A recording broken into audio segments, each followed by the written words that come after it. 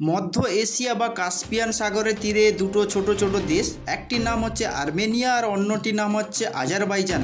ভারতবর্ষের সঙ্গে আর্মেনিয়ার প্রায় ৬,০০০ কোটি টাকার সামরিক চুক্তি রয়েছে এবং আর্মেনিয়ার যত যুদ্ধাস্ত্র বা যুদ্ধ করার জন্য সৈন্যবাহিনীর সমস্ত রকম জিনিসপত্র ভারতবর্ষ থেকে কেনে।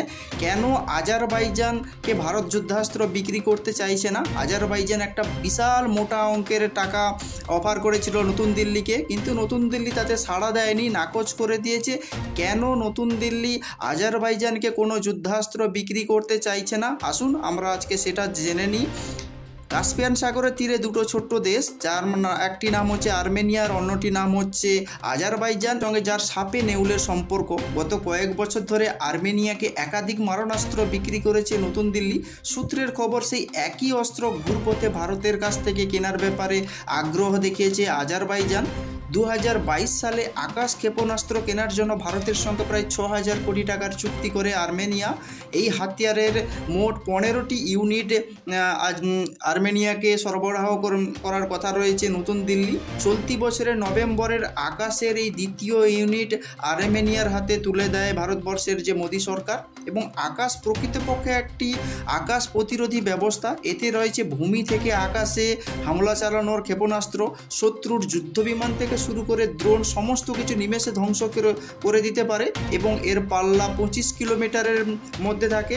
এবং 2022 সালে নতুন দিল্লি থেকে Pinaka multi barrel rocket launcher কেনে আর্মেনিয়া। এর নকশা তৈরি করে সবাই জানে যে ভারতবর্ষের সবথেকে গবেষণা সংস্থা DRDO। মাত্র 44 সেকেন্ডের মধ্যে 12টি করে রকেট নিখুঁত নিশানায় আঘাত হানতে পারে এই পিনাকা রকেট সিস্টেম।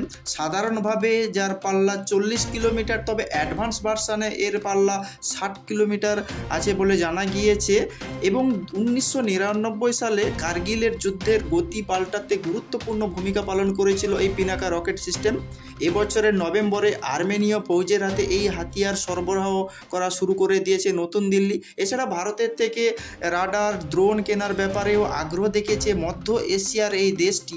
প্রতিরক্ষা বিশ্লেষকদের দাবি, মূলত আকাশ এবং পিনাকাকে নিয়ে আজারবাইজানের মনে ভয় ধরেছে। তাই এই প্রতিরক্ষা ও আক্রমণাত্মক এই দুই মারণাস্ত্র ভারতের কাছ থেকে কিনতে চাইছে আজারবাইজান, কিন্তু সরাসরি প্রস্তাব না বলে দিয়েছে নতুন দিল্লি। এক বন্ধু রাষ্ট্রের মারফত সেই আর্জি ভারতবর্ষের কাছে পাঠিয়েছিল আজারবাইজান, যদিও ভারত সরকার সেটাকে নাকচ করে দেয়। সূত্রের খবর, প্রস্তাব আসা মাত্র সেই বন্ধু দেশটিকে সম্পূর্ণরূপে না বলে দেয়। আজারবাইজানকে অস্ত্র না বিক্রি করার মুখ্য কারণ হচ্ছে 2017 সালে পাকিস্তান ও তুরস্কের সঙ্গে দ্বিপাক্ষিক সম্পর্ক বা ত্রিপাক্ষিক সম্পর্ক গভীর করার দিকে মন দেয় আজারবাইজান। এবং সেই সময় কাশ্মীর ইস্যুতে খোলাখুলিভাবে ইসলামাবাদের পাশে দাঁড়িয়েছিলেন এই আজারবাইজান।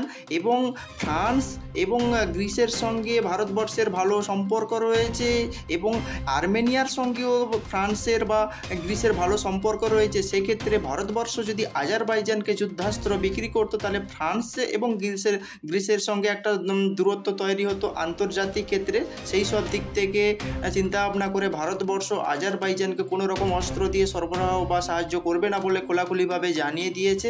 তো কি বলবেন আপনারা এইসব বিষয়ে? যদি কোনো কিছু বলতে চান তাহলে অবশ্যই কমেন্টস করুন কমেন্টস বক্সে। আর জন্য নজর রাখুন নাচিন্তা টিভি।